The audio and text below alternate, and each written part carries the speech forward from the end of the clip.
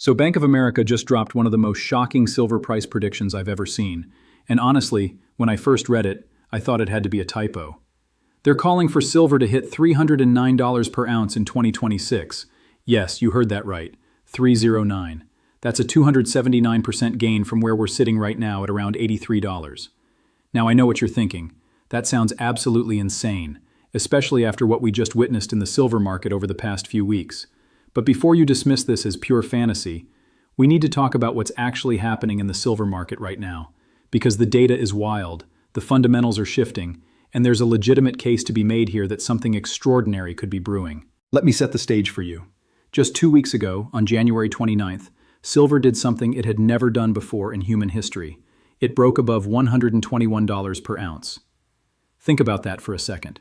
Silver, which had been trading below $25 just a couple years ago, shot up to $121. It was absolutely parabolic. And then, just as quickly as it rallied, it crashed. We're talking about a 50% sell-off in a matter of days. The U.S. Treasury Secretary Scott Bessent even came out and called it a speculative blow-off, saying Chinese traders were behind the madness.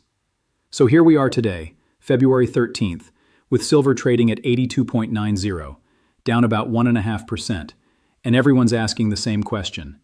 Was that spike just a crazy bubble, or was it a preview of something much bigger to come? Here's where it gets really interesting. Despite that brutal 50% crash from the peak, silver is still up 162% over the past year. Let me say that again. Even after losing half its value from the top, it's still up over 160% year over year. That's not speculative noise, that's a structural shift happening in real time. And this is exactly why Bank of America's Michael Widmer, their head of metals research, is standing by this $309 forecast.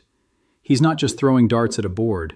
His prediction is based on something called the gold to silver ratio, and it's actually rooted in historical precedent. So what is this gold to silver ratio? It's pretty simple. It measures how many ounces of silver it takes to buy 1 ounce of gold. Historically, this ratio has averaged somewhere between 15 to 1 and 60 to 1. But here's the thing. During major bull markets in precious metals, this ratio tends to compress dramatically. Silver catches up to gold. It happened in 1980, it happened in 2011, and Bank of America is betting it's about to happen again. If gold continues climbing and silver compresses that ratio back to historical norms, you start getting these eye-watering numbers like $309. It's not magic, it's math based on patterns we've seen play out before. But let's get real for a second. A prediction is just a prediction. What actually matters is whether the fundamentals support this kind of move, and honestly, when you look at the data, the bullish case for silver is absolutely stacked right now. Let's start with supply and demand because this is where things get really tight. The silver market is expected to run a deficit of 67 million ounces in 2026. That's the 6th consecutive year of deficit. 6 years in a row where we're consuming more silver than we're producing. That's not a temporary imbalance, that's a structural problem. And it's getting worse, not better. Now here's what makes silver different from gold. About 60% of annual silver demand goes into industrial applications. We're talking solar panels, electronics, electric vehicles, 5G infrastructure, all the stuff that's driving the green energy transition and the digital economy. Silver has the highest electrical and thermal conductivity of any metal. You literally cannot build high-specification electronics or efficient solar panels without it. And guess what? Global solar installations are exploding. EV production is ramping up. The world is electrifying everything, and all of that requires more and more silver. This isn't investment demand that can turn on and off with sentiment. This is physical industrial consumption that's baked into the megatrends of our time. Then you've got the safe haven angle. The economic data coming out of the U.S. has been disappointing. Retail sales stalled in December, confidence in U.S. assets is deteriorating, and the Federal Reserve is expected to cut interest rates multiple times in 2026. Lower interest rates are like rocket fuel for precious metals because they reduce the opportunity cost of holding non-yielding assets like silver and gold.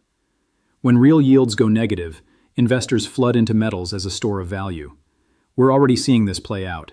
Investment demand for silver coins, bars, and ETFs has been surging alongside the industrial demand. You've got both engines firing at the same time. And here's something most people aren't paying attention to. The physical market is tight, really tight.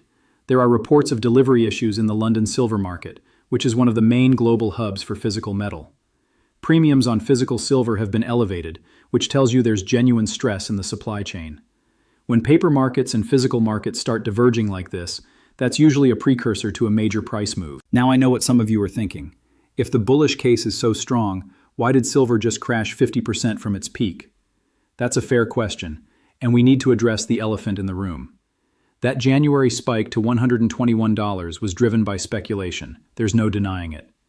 When Treasury Secretary Bessent called it out and specifically mentioned Chinese traders, the air came out of the balloon fast.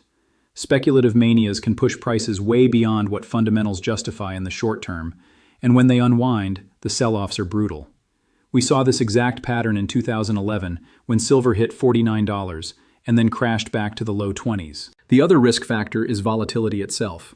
Silver is inherently more volatile than gold because it's a smaller market. It doesn't take as much capital to move the price, which means the swings can be absolutely wild. If you can't stomach 30, 40, 50% drawdowns, silver might give you a heart attack. There's also the geopolitical wildcard of tariffs and trade policy.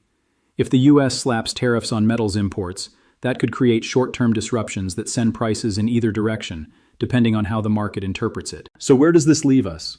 What's actually going to happen next? Let me give you a few scenarios based on what we're seeing right now. The conservative case, which a lot of analysts are floating, is that silver consolidates around current levels and grinds higher toward $135 by the end of 2026.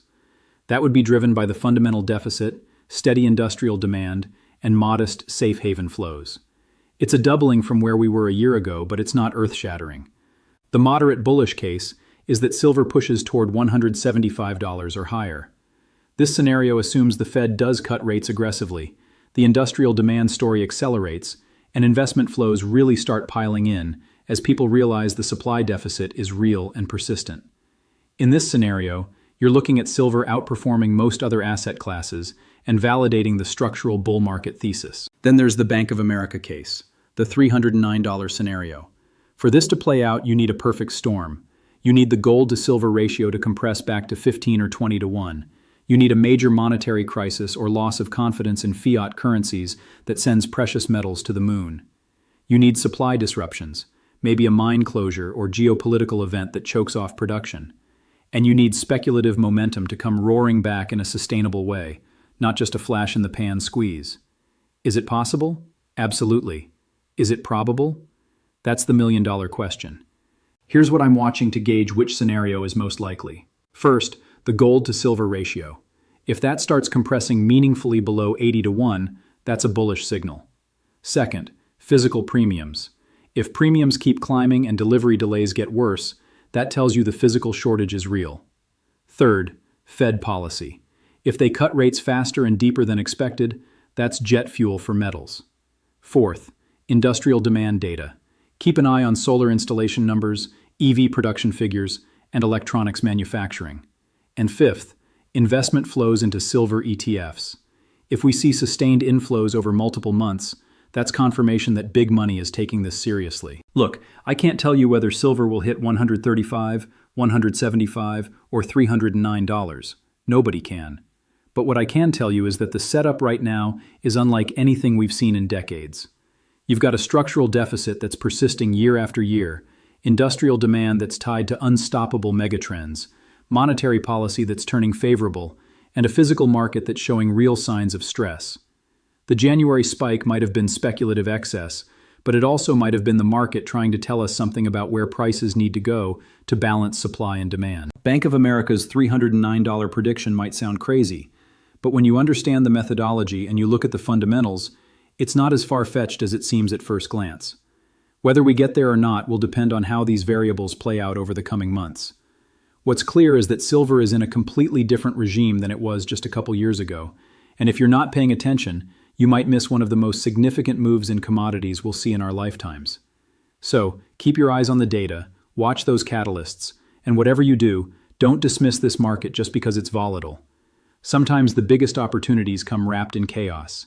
If you found this analysis helpful, smash that like button, subscribe for more market breakdowns, and drop a comment telling me whether you think BofA's prediction is genius or insanity. Let's talk about it.